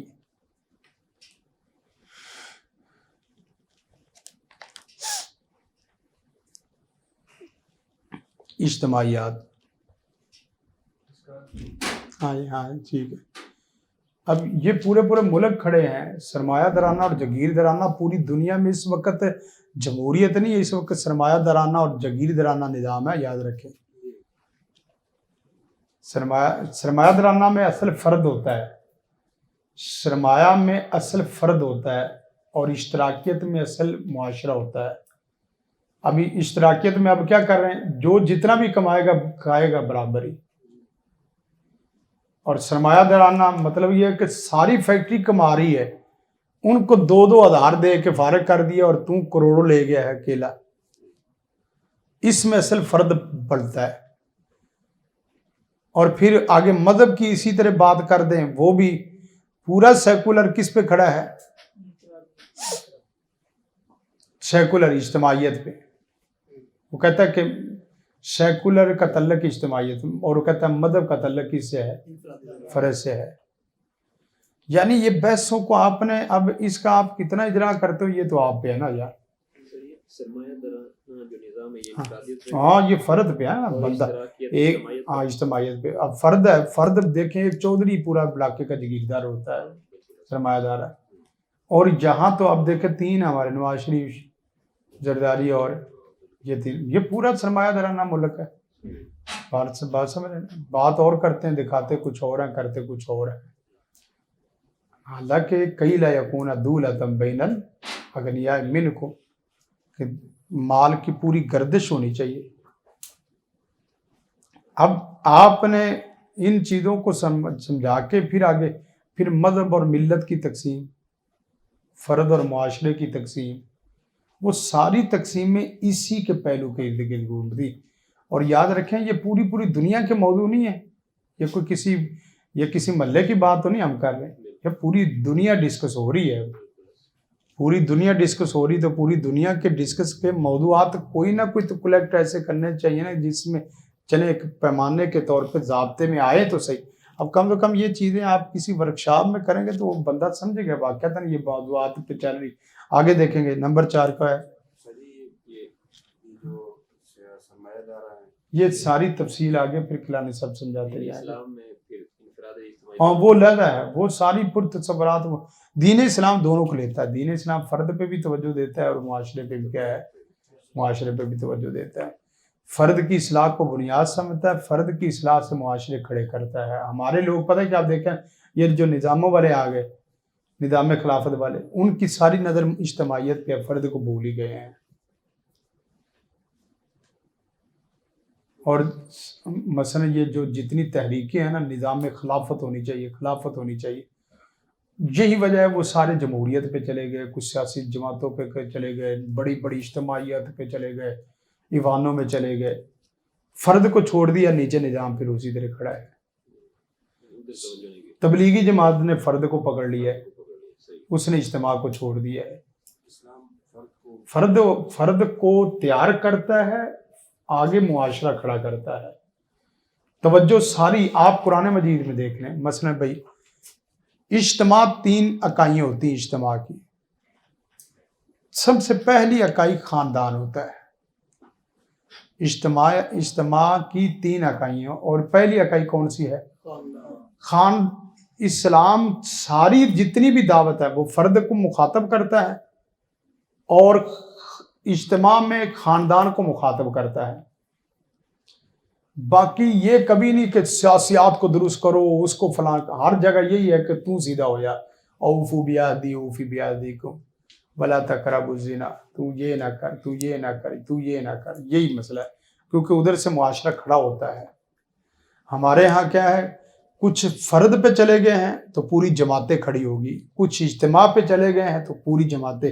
ہونا یہ چاہیے تھا کہ فرد کی اصلاح ہوتی، اس اصلاح کے نتیجے میں معاشرہ کھڑا ہوتا، پھر جا کے کھڑا ہوتا. وگرنہ خالی ٹوٹکوں سے نہیں ہوتا. یہ جماعتیں جو ہے نا ٹوٹکے سناتی. مثلا ایک جگہ کانفرنس کر دی، سیمینار کر دیا، وہاں ایک ٹوٹکا دے دیا، تو انہیں 2 مہینے اس ٹوٹکے کو بولنا کہ اس وقت یہ ہو گیا، دنیا میں یہ ہو گیا.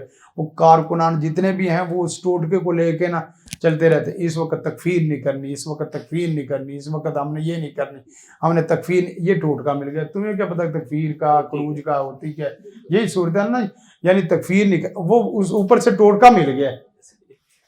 حالانکہ اور یہ عوامی مضمون ہے، عوامی مضمون ہی نہیں تھا، یہ علمی مضمون تھا. اور تکفیر کرتے بھی علمی لوگ ہیں، عامی لوگ جو ہے نا اس طرح. کیوں عالم کرتا ہے تو آگے نیچے حلقہ بنتا ہے. بات سمجھ آگے. صبات اور تقیہ والی. پہلی تو خاندان ہے نا، ہاں. معاشرہ، تیسری کائنات.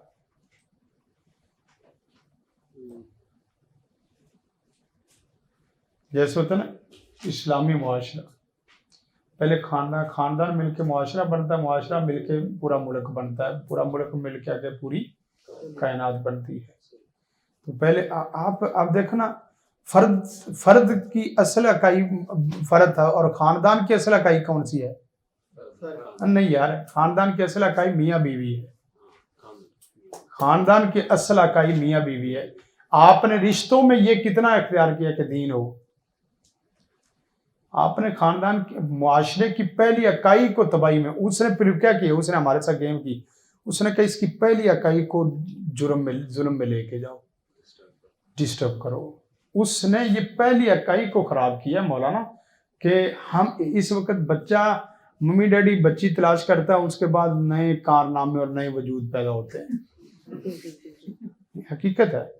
اور اس نے پہلی اکائی کو اتنا خراب کرنے کی کوشش کی ہے کہ کہا کہ جب تک خاندان نہیں نا، اسلام کا خاندانی سسٹم نہیں ٹوٹے گا، اسلام کے اجتماعی نظام کو توڑ نہیں سکتے آپ. یہی وجہ ہے کہ وہ خاندان کو پڑ گیا، وہ نکاح کو پڑ. خاندان میں اصل چیز کون سی تھی؟ اس نے نکاح کو مہنگے سے مہنگا کرنا شروع کر دیا اور زنا کو سستے سے. آپ اندازہ کریں وہ کھیل کہاں سے رہا ہے. یعنی ادھر سے آپ کا خاندان، ادھر سے نکاح کو مہنگے سے مہنگا اور زنا کو سستے سے سستا کر دیا. نکاح کے بعد دوسرا نکاح عیب بنا دیا، چوتھا پانچواں زنا وہ ممی ڈیڈی عیاشی اور روشن خیالی بنا دیا. کہتے ہیں روشن خیالی ہے. آپ اپنے مد مقابل کے اصول سمجھو اور ان اصولوں کا اجرا دیکھو وہ کیسے کرتا ہے. تو اور یہ کوئی آج کی باتیں نہیں ہے. اس کو اگر وقت ملا نا مجھے تو ایک رینڈ کارپوریشن کے نام سے 450 سال پہلے ان کی بڑی ایک بہت بڑی ٹیبل ٹاک کانفرنس ہوئی مذاکرات، جہاں سے انہوں نے پوری دنیا کے مسلمانوں کا مطالعہ کیا اور پوری دنیا کے مسلمان تو اس سے پھر آگے سارا پورا انہوں نے طریقے نکالے کہ مسلمانوں کو پکڑنا کیسے.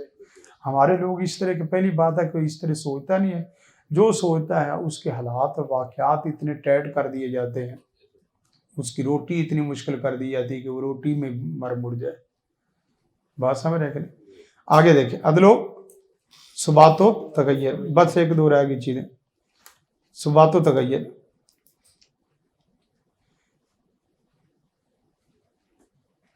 اب نمبر 1 اقدار و اخلاقیات. اس کے اندر نا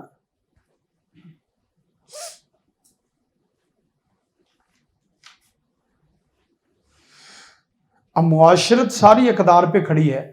معاشرت ساری کس پہ کھڑی ہے؟ اقدار. اب انہوں نے کہا اقدار جامد ہے یا اقدار کیا ہے؟ بدلنے والی ہے. ہم نے کہا اقدار جامد ہے. لا یرحم لا یرحم من لم یرحم صغیرنا ولم یعقر کبیرنا. یہ پہلے دن سے چلتی آ رہی ہے.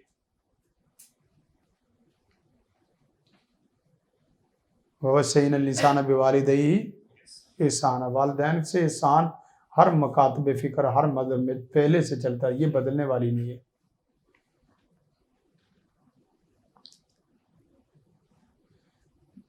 سچ ہر زمانے میں کیا رہے گا؟ سچ ہی رہے گا. جھوٹ ہر زمانے میں کیا رہے گا؟ انہوں نے ان چیزوں کو بھی بدل دیا. آپ اندازہ کریں کہ یہ کہاں کس طرح مسلمانوں کے ساتھ کھیل کھیلے گئے.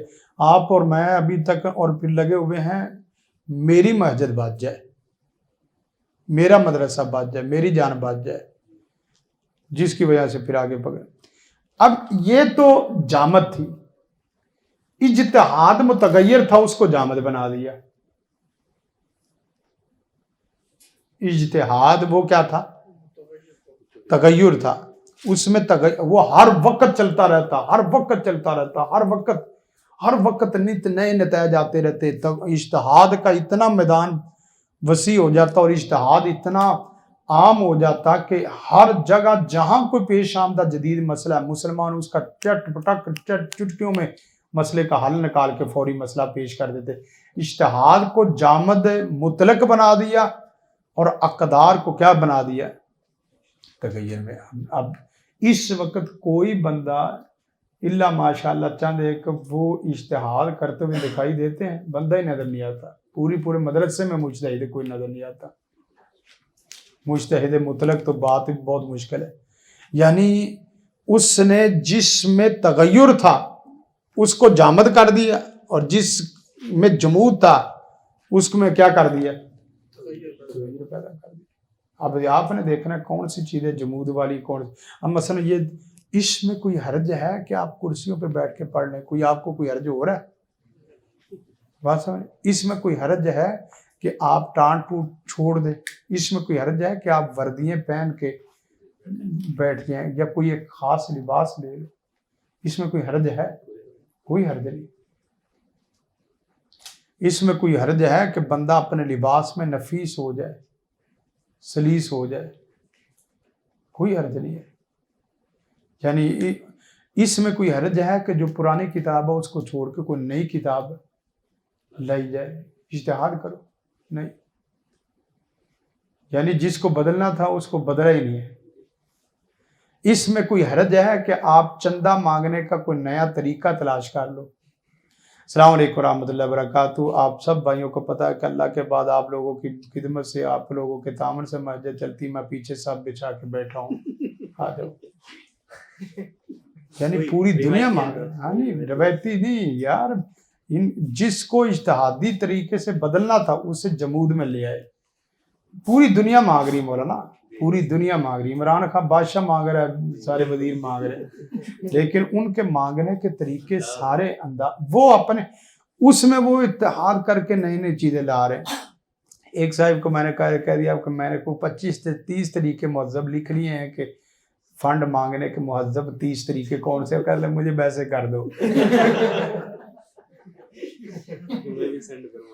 یعنی آپ اندازہ کریں 30,000 کرنا ہو، ہماری مسجدوں کے اوپر نیچے دائیں بائیں والے سارے سپیکر لگے ہوتے ہیں، جھولیاں پھیلا رہے ہوتے ہیں، سارا کچھ۔ ساری دنیا مانگ رہی ہے، ان کے مانگنے کے طریقوں کو سمجھو، خود غور کرو، تفکر تدبر کرو، اجتہادی بصیرت سے معاشرے کو کوئی نیا ورژن دو۔ بات سمجھ رہے ہیں؟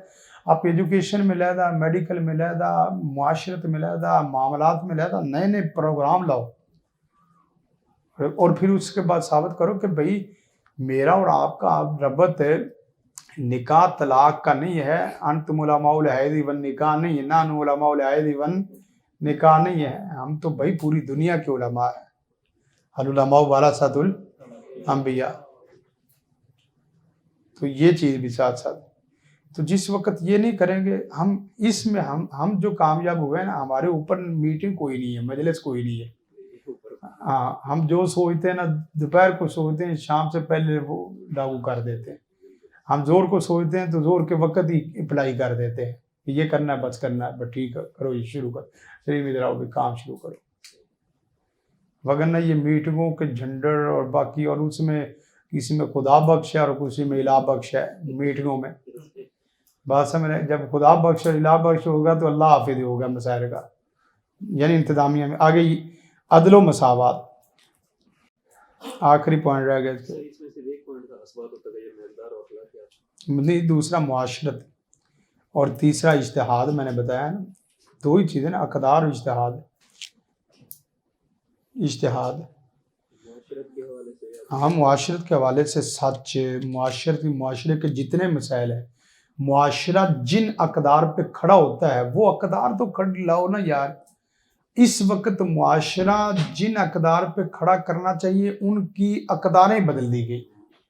سیاست جن اقداروں پہ ہونی چاہیے تھی وہ اقداریں انہوں نے کیا کر دی، یعنی اقدار تو کیا اعلیٰ اقدار انہوں نے بدل دی، جو کہ ممکن نہیں تھی۔ آپ اندازہ کریں وہ کتنی محنت کر رہے ہیں کہ جو آدمی آپ کی اعلیٰ اقدار کا مطلب یہ ہے کہ دنیا ہل سکتی ہے، وہ قدر بدل نہیں سکتی، لیکن انہوں نے کتنی محنت کی ہے کہ انہوں نے آپ کی اعلیٰ اقدار کا، اور اعلیٰ اقدار وہ ہوتی ہے جس کا تعلق اسلام سے نہیں ہوتا، جن کا تعلق قید انسان اور جن کا تعلق پوری دنیا کائنات کے فرد و بشر سے ہوتا ہے۔ یعنی سچ بولنا صرف اسلام کا مسئلہ نہیں ہے، یہ پوری دنیا کا مسئلہ ہے۔ جھوٹ سے بچنا اسلام کا مسئلہ نہیں ہے، پوری دنیا کا مسئلہ ہے۔ بدکاری بے حیائی سے بچنا یہ اسلام کا مسئلہ نہیں ہے، پوری دنیا کا مسئلہ ہے۔ کوئی آدمی نہیں چاہتا کہ میری ماں کے ساتھ برائی کی جائے، کوئی آدمی نہیں چاہتا، یہ سب پوری دنیا کا مسئلہ ہے۔ عدل و مساوات، اس میں مرد و زن کا اشتراک۔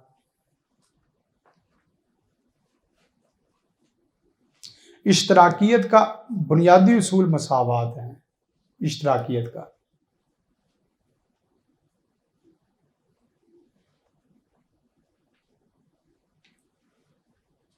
مغرب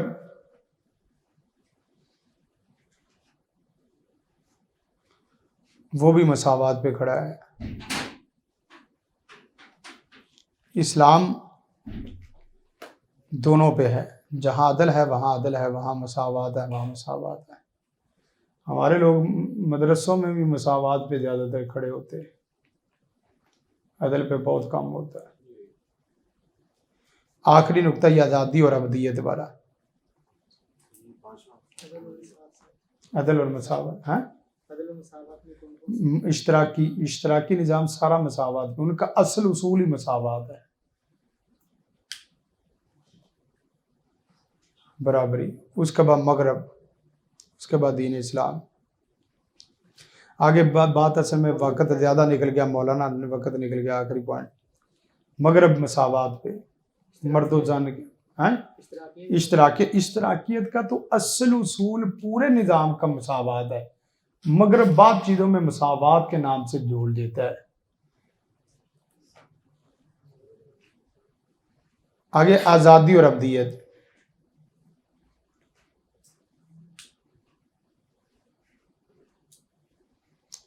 اسلام اس کو نیچے لاؤ، لین لگاؤ. ہاں لین لگاؤ اس طرح. امر بالمعروف لے جاؤ آگے. امر بالمعروف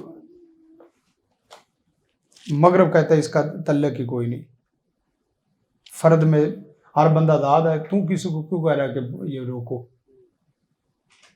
نہیں انل منکر. لبرل کہتا نہیں یار ادھر ہی لکھو نا، امر بالمعروف نہیں انل منکر.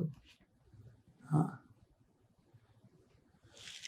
لبرل کہتا ہے مادر پدر آزادی ہے، بچہ ننگا پیدا ہوتا ہے، بچہ ننگا پیدا ہوتا ہے. تو مراد کیا ہے کہ وہ ہر چیز میں کیا ہے، آزاد ہے. الحاد ابدیت کے انکار میں کھڑا ہو گیا. آگے لکھ لو نا لبرل. آگے دوسرے نمبر پہ تھوڑا ادھر لکھو، ادھر ہاں ادھر لبرل. نیچے لکھو مادر پدر آزادی، مادر پدر آزادی. الحاد آگے لکھو. ہاں الحاد آگے اسی طرح سے. ابدیت کا انکار.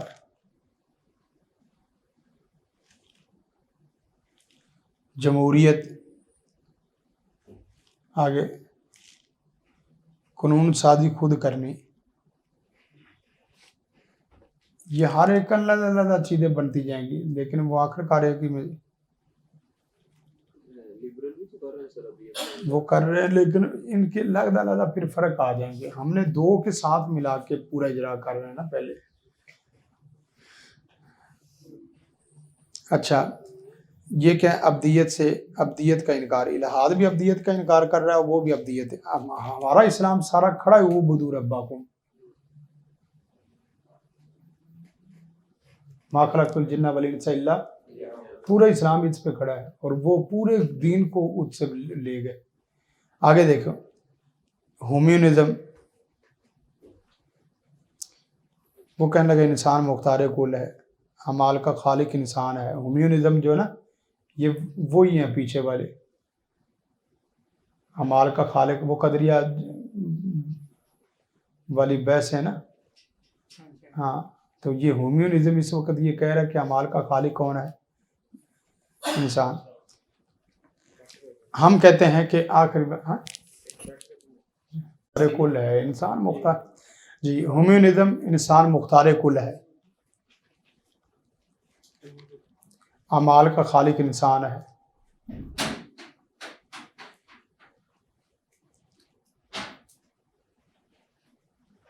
عبادات میں اصل آزادی ہے یا اصل ابدیت ہے، معاملات میں اصل کیا ہے، سب میں چیزوں.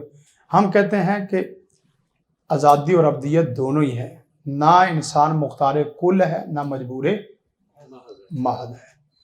اب یہ فلسفہ جو پیچھے تھا نا وہ قدریہ جامعہ، یہ آج کے دور میں اس پیرے میں بدلا ہے، وگرنہ وہ قدریہ جامعہ والی بحث انسان مختار کل ہے یا انسان مجبور محض ہے، یہ بحث تو چلتی رہی. لیکن نئی شکل میں یہ لبرل، الحاد، جمہوریت، ان شکلوں میں یہ فتنے آ گئے. شکلیں پہچاننی کہ آج کے دور میں اعتزالی فتنہ کس طرز میں آ رہا ہے، قدری فتنہ کس طرز میں آ رہا ہے، خارجی فتنہ کس طرز میں آ رہا ہے، جہمی فتنہ کس طرز میں آ رہا ہے. بس جس عالم کو یہ پہچاننا آ جائے، اس کے مرض کو جاننا اور اس کے علاج کو جاننا آ جائے نا، وہ عالم ہے. खाली नसूस पढ़ते रहना, इस मसले में 10 नसूस हैं, इस मसले में 20 नसूस हैं, ये इसका नाम आलिम नहीं, ये तो हाफिज है। हमारे जो वाइज है ना, बाद लोग एक मसले में 15 नसूस पढ़ देते हैं, यानी बयान करते क़ाल क़ाल रसूलुल्लाह सल्लल्लाहु अलैहि वसल्लम, वो हाफिज है। आलिम तो मसाइल का पूरा दर्क करके, आप कहेंगे वो कैसे हो सकता है, भाई उसको छोड़ो, क्योंकि उसकी तकरीर से बंदे की तबीयतों में दीनी पहलू तो आ रहा है, मुआशरे के अंदर कोई रद्दो बदल वाली बात है नहीं है। चलें, इससे आप ये भी कह लें फ़िक्र इस्लामी की ताबीर जदीद की असासियात, फ़िक्र इस्लामी की ताबीर की जदीद असासियात, ये चीज़ें जो गई ना, फ़िक्र इस्लामी की जदीद असासियात, यानी इस वक्त इस्लामी फ़िक्र की जदीद असासियात कौन सी हैं? ये 6 हैं। इनको समझ के दीन इस्लाम की फ़िक्र को आप समझ सकते हैं। बस इसमें झुकाव नहीं, फ़रात व तफरीत नहीं है, अदल है, मसाव, और इसी तरह साथ साथ उम्मतम वासता वाला तसब्बर है।